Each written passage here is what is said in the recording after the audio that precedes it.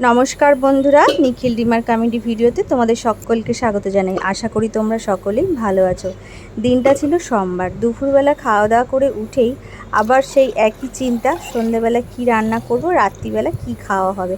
তাই ভেবে ভেবে সন্ধে হয়ে গেল। আর তারপরেই ভাবলাম যে আজকে তাহলে একটু আলু পরোটা করি। বলতেই আলুগুলো সব প্রেসার কুকারে সেদ্ধ বসিয়ে দিয়েছি।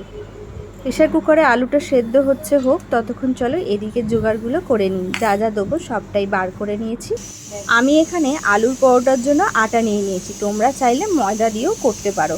তো চলো প্রথমেই আটার মধ্যে আমি পরিমাণ মতো নুন আর 5 টাকার প্যাকেটের একটা জোয়ান আমি পুরোটাই দিয়ে দিলাম। আর এরপর পুরো জোয়ান আর ওই নুনটাকে খুব ভালো করে মিশিয়ে নিতে হবে। তারপর পরিমাণ মতো একটু সাদা তেল দিয়ে দিলাম। সাদা তেলটাকেও খুব ভালো করে আটার সঙ্গে মিশিয়ে নিতে হবে। চলো আগে মিশিয়ে নিই, তারপর জল দিয়ে মাখা যাবে। বড়দিদিকে বললাম তুই আটাটা মাখ ততক্ষণ, আমি ওই দিকটা দেখে নিই প্রেসার কুকারটা কতটা কি হলো। দিকটায় এসে দেখলাম প্রেসার কুকারে একটা সিটি তো পড়ে গেছে। তো চলো এবার খুলে দেখি আলুটা কী খবর। আলুটা হয়ে গেছে, এবার একটা পাত্রের মধ্যে ঢেলে দেবো, দিয়ে একটু ঠান্ডা করতে দেবো। তো চলো চুবড়িতে ঢেলে নিয়েছি। এবার ওদিকে ঠান্ডা হোক আলুটা, ততক্ষণ এদিকে ভাজা মশলাটা আমি করে নিই। একটা কড়াই নিয়ে নিয়েছি, আর তার মধ্যে কিছুটা ধনে কিছুটা জিরে আমি ভেজে নেবো।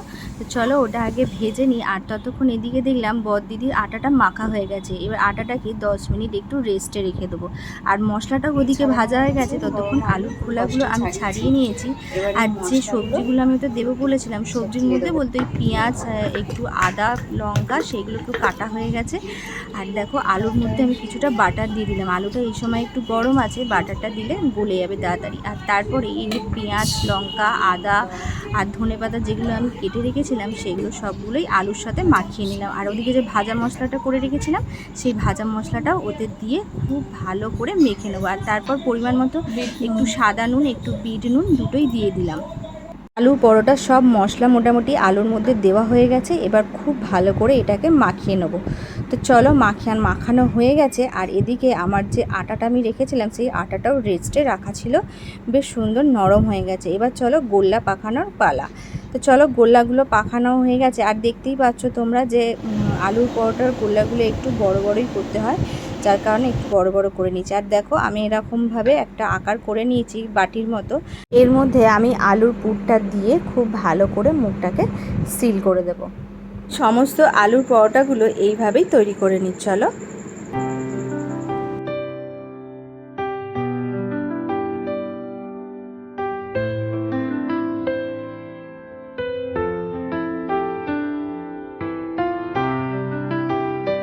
সমস্ত আলুর পুরগুলো ভরা হয়ে গেছে, এবার বেলে নেওয়ার পালা। তো চলো আমি এখানে আটার গুঁড়ো দিয়ে বেলছি, তোমরা চাইলে এখানে তেল দিয়েও বেলতে পারো। আর এই বেলাটা খুব রিস্কের ব্যাপার আছে, এই সময় খুব হালকা হাতে বেলতে হবে। আর যদি হালকা হাতে না বেলো, তাহলে সমস্ত ওই আলুর পুরগুলো সাইড দিয়ে বেরিয়ে যেতে পারে। সেই জন্য খুব হালকা হাতে আস্তে আস্তে করতে হবে। তো চলো এইভাবেই আমি সমস্ত রুটিগুলোকে বেলে নেবো। বেলা হয়ে গেছে, এবার ভাজার পালা। চলো ভেজে নেওয়া যাক। আগে শুকনো খোলার মধ্যে একটু এপিট ওপিট করে খুব ভালো করে ভেজে নিতে হবে। তারপর তার মধ্যে পরিমাণ মতো তেল দিয়ে, আমি এখানে তেল দিয়েছি, তোমরা চাইলে বাটার দিয়েও ভাজতে পারো, টেস্টটা কিন্তু পুরো দ্বিগুণ হয়ে যাবে। চলো ভেজে নেওয়া যাক। ভেজে নেওয়ার পরে আমি ঠিক এইভাবেই একই প্রসেসে সমস্ত পরোটাগুলো করে নেবো। আর এদিকে পরোটাগুলো হোক, ততক্ষণ চলো ওইদিকে রায়তাটা করে ফেলি।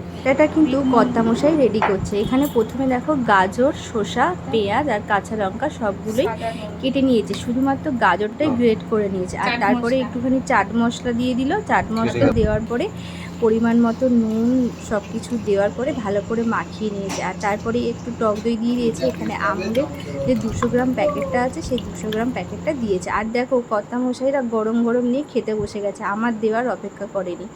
আজকে যেহেতু আলুর পরোটা হয়েছে, দিদি ছোটদিদি সবাইরই খিদে পেয়ে গেছে, সেই জন্য সবাই একসঙ্গে বসে পড়েছে। আজকের ভিডিওটা এই পর্যন্তই থাক, আবার ফিরে আসবো নতুন কোনো ভিডিও নিয়ে। ভিডিওটা যদি তোমাদের ভালো লাগে অবশ্যই একটা লাইক দিও, আর কমেন্টে জানিও তোমাদের কেমন লাগলো। আর হ্যাঁ, আমার পেজটাকে যারা এখনও ফলো করোনি, অবশ্যই পেজটাকে ফলো করে দিও। আর ইউটিউব থেকে দেখলে সাবস্ক্রাইব করে দিও। তোমরা সকলে ভালো থেকো, সুস্থ থেকো। Tata, bye bye, good night.